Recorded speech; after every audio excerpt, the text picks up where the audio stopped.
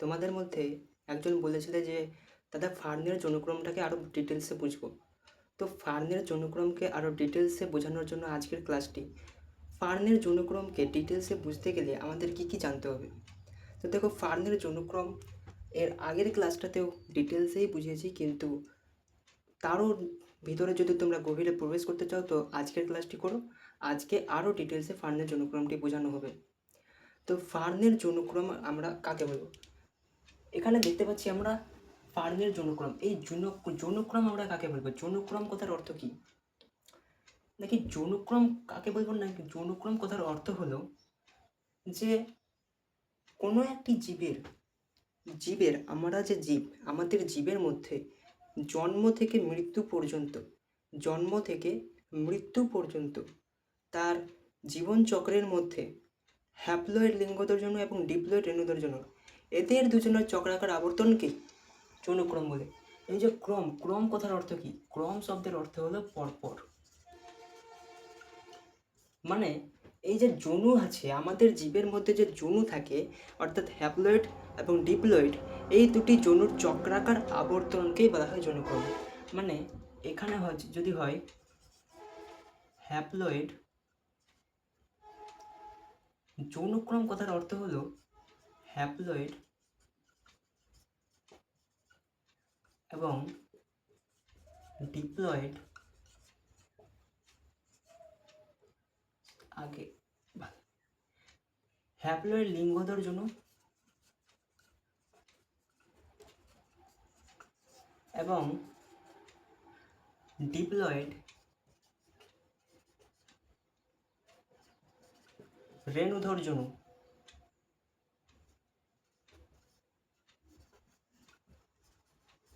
জনুর চক্রাকার আবর্তন।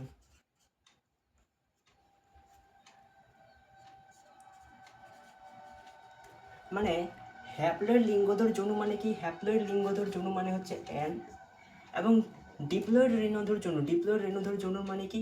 2N।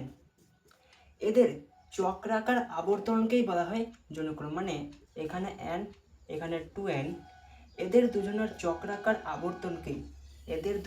চক্রাকার আবর্তনকেই বলা হচ্ছে জনুক্রম।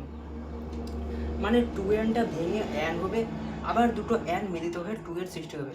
এইভাবে ভাঙা গোড়ার মাধ্যমে যে চক্রের মাধ্যমে জনুর রূপান্তর এবং পরিবর্তন ঘটছে তাকে বলা হয় জনুক্রম। এক কথায় জনুক্রম বলতে আমরা হ্যাপ্লয়েড লিঙ্গধর জনু এবং ডিপ্লয়েড রেণুধর জনুর চক্রাকার আবর্তনকে আমরা জনুক্রম বলবো। তো জনুক্রম এটা হচ্ছে জনুক্রমের একটা গুরুত্ব আছে। যেমন যৌনক্রমে যদি গুরুত্ব বলতে চাই, তা আমাদের জীবনচক্রে এই যে যৌনগুলো আছে, বংশগতিতে আমাদের জীবনচক্রে এই যৌনগুলোর চক্রাকার আবর্তন খুবই দরকার। বংশগতি আমাদের জীবনের ক্ষেত্রে এই যে যৌনগুলো থাকে, ডিপ্লয়েড এবং হ্যাপ্লয়েড এবং ডিপ্লয়েড, এদের চক্রাকার আবর্তন খুবই দরকার। তার কারণে এদের চক্রাকার আবর্তন, এই যে ডিপ্লয়েড এবং হ্যাপ্লয়েড রেণুধর জনুর চক্রাকার আবর্তন আমাদের জীবনের ক্ষেত্রে গুরুত্বপূর্ণ ভূমিকা পালন করে। এবার তোমাদের সিলেবাসে যেই উদ্ভিদটির যৌনক্রম সম্বন্ধে বলা হচ্ছে সেটা হচ্ছে ফার্ন। ফার্ন কথার অর্থ কি? এই ফার্নের যৌনক্রম আমাদের জানতে হবে। ফার্নের যৌনক্রমের রেখাচিত্রটা আমাদের পড়তে হবে। তো ফার্ন কাকে বলবো আমরা? ফার্ন কথার অর্থ, ফার্ন হচ্ছে এক ধরনের উদ্ভিদ।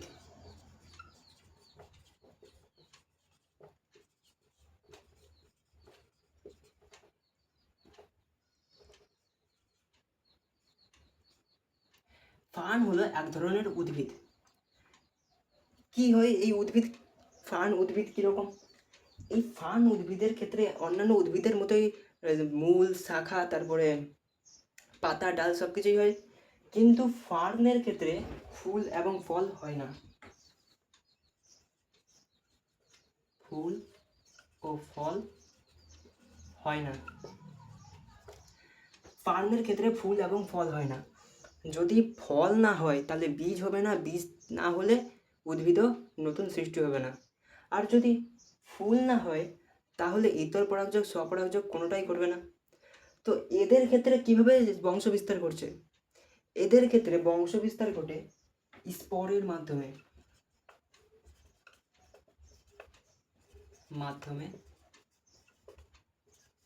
বংশ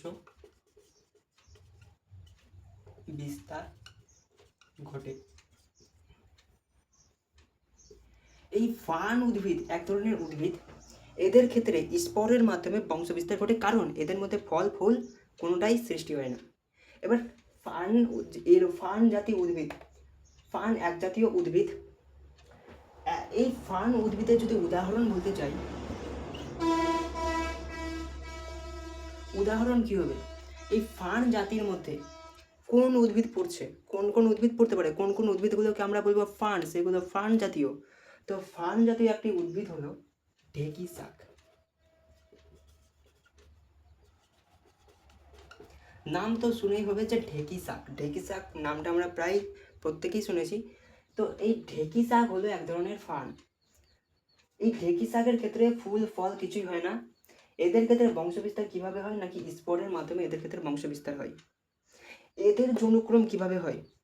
তো ফার্নের যৌনক্রম আমরা কাকে বলবো? ফার্ন হচ্ছে এক ধরনের এক জাতীয় উদ্ভিদ যাদের মধ্যে ফুল ফল হয় না, এদের মধ্যে স্পোরের মাধ্যমে বংশবিস্তার ঘটে, যেমন ঢেঁকি শাক। যৌনক্রম মানে কি? আমাদের জীবদেহের মধ্যে হ্যাপ্লয়েড লিঙ্গধর্জনু এবং ডিপ্লয়েড রেণুধর্জনু, এদের দুজনের চক্রাকার আবর্তনকেই বলা হচ্ছে যৌনক্রম।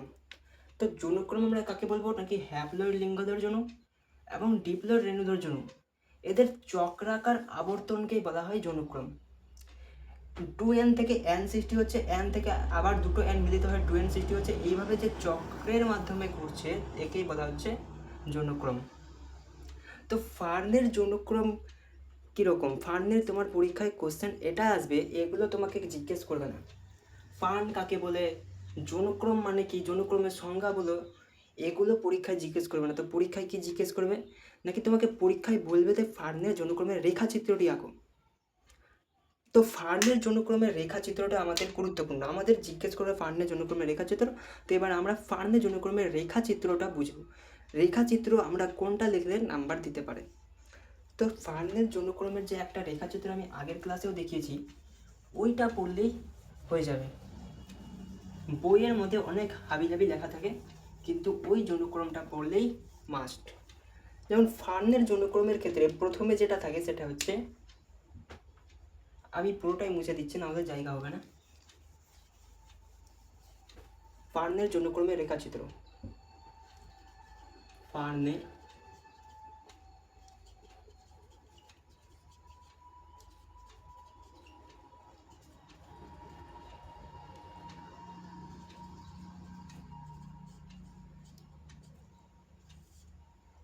এই রেখাচিত্রটাই তোমাকে বলবে যে রেখাচিত্রটি লেখো ফার্নের যৌনক্রমের। এতক্ষণ যা বুঝলাম ওগুলো জিজ্ঞেস করবে না, রেখাচিত্রটাই চাইবে। তো ফার্নের যৌনক্রমের রেখাচিত্রটা প্রথমে যেটা লিখবো সেটা হচ্ছে পরিণত রেণুধর উদ্ভিদ।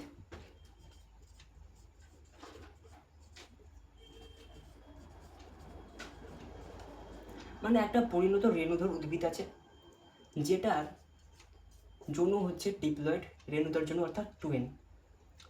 পরিণত রেণুধর যৌন থেকে কোন সৃষ্টি? পরিণত রেণুধর যৌন থেকে আসবে রেণুপত্র। এই রেণুপত্রের ক্ষেত্রেও জন্য 2n। রেণুপত্রের পরে আসবে মোরাম, এটাও 2n। নেক্সট হচ্ছে রেণুস্থলী। আমি বোঝাচ্ছি এগুলো কি, আমি বলছি এগুলো কি বলছি আমি। রেণুস্থলী, এটাও 2n। নেক্সট হচ্ছে রেণুমাতৃকোষ, রেণুমাতৃকোষ, এটাও 2n।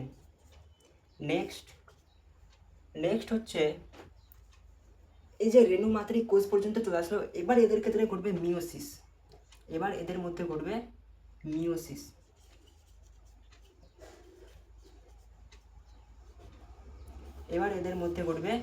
মিওসিস। মিওসিসে কি উৎপন্ন হবে? এক্ষেত্রে উৎপন্ন হবে রেণু, অর্থাৎ অ্যান। এদের মধ্যে মিওসিস করবে, তারপর মিওসিস হলে রেণু উৎপাদিত হবে। রেণু উৎপাদনের পরে রেণু থেকে সৃষ্টি হবে লিঙ্গধর উদ্ভিদ। লিঙ্গধর উদ্ভিদ। এবার এই লিঙ্গধর উদ্ভিদের পরে যেটা সৃষ্টি হবে সেটা হচ্ছে, প্রথমে আছে পুংধানী এবং তারপরে আছে স্ত্রীধানী।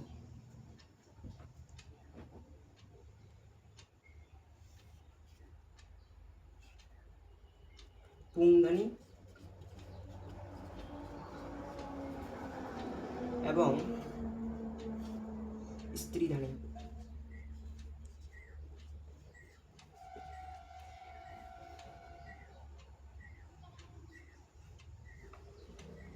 পুংধানী স্ত্রীধানী। পুংধানী স্ত্রীধানী থেকে কি সৃষ্টি হবে?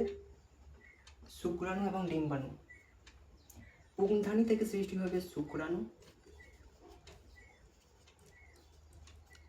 এবং স্ত্রীধানী থেকে সৃষ্টি হবে ডিম্বাণু। শুক্রাণু ডিম্বাণু মিলিত হয়ে সৃষ্টি হবে,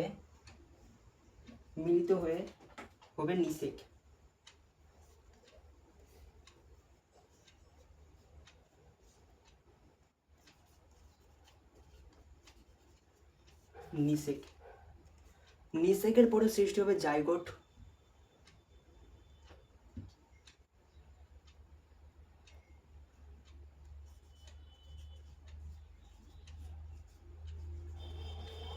জাইগোটের পরে উৎপন্ন হবে নতুন রেণুধর উদ্ভিদ।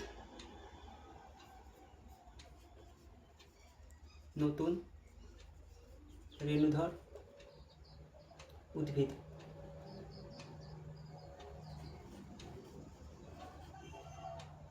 তারপরে নতুন থেকে পরিণত রেণুধর উদ্ভিদ। এবার বুঝো যে ফার্নের জন্যক্রমের রেখাচিত্রটা কি। ফার্নের জন্যক্রমের রেখাচিত্র আমাদের কি কি লিখতে হবে?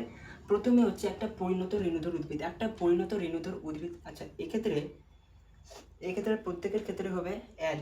এটা আগে বলে দিই, অ্যান। এক্ষেত্রেও অ্যান, হ্যাপ্লয়েড। পরিণত রেণুধর উদ্ভিদ, একটা পরিণত রেণুধর উদ্ভিদ আছে। এবারে পরিণত রেণুধর উদ্ভিদ থেকে একটা রেণু পত্র নেওয়া হলো, অর্থাৎ যেই পাতার মধ্যে রেণু আছে সেই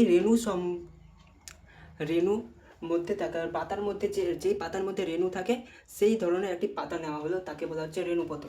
তো পরিণত রেণুধর উদ্ভিদ থেকে নেওয়া হলো একটি রেণুপত্র থেকে একটি মোরাম বের করা হলো, মোরাম ও 2n। তারপর মোরাম থেকে আসবে রেণুস্থলী থেকে সৃষ্টি হবে রেণু মাতৃকোষ। এই ক্ষেত্রে মাতৃকোষ সৃষ্টি হলো, রেণুস্থলী থেকে রেণু মাতৃকোষ আসলো। রেণু মাতৃকোষের মধ্যে যদি মিওসিস ঘটে তাহলে রেণু উৎপন্ন হবে, অর্থাৎ অ্যান।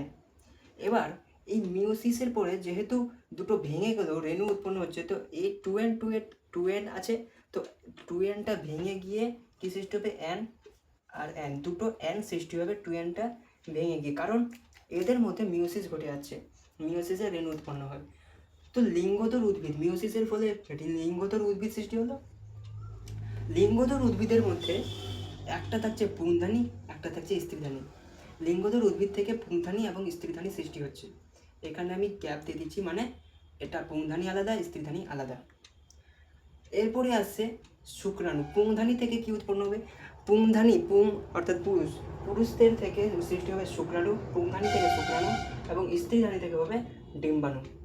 পুংধানী থেকে শুক্রাণু উৎপন্ন হবে এবং স্ত্রীধানী থেকে ডিম্বাণু সৃষ্টি হবে। এই শুক্রাণু এবং ডিম্বাণু দুটো মিলিত হয়ে নিষেক হবে। শুক্রাণু ডিম্বাণু দুটো মিলিত হয়ে তারপরে তো নিষেক করবে, তারপরে তো নতুন উপত্য সৃষ্টি হবে। এই শুক্রাণু ডিম্বাণু দুটো মিলিত হয়ে হচ্ছে এদের মধ্যে নিষেক সম্পন্ন হচ্ছে, অর্থাৎ জনন সম্পন্ন হচ্ছে। এবারে নিষেকটাও আমি বুঝিয়েছি আগের ক্লাসগুলোতে। তো নিষেক ঘটার ফলে তারপরে ঘটবে জাইগোট। নিষেক হয়ে গেলে জাইগোট উৎপন্ন, এখানে হবে জাইগোট।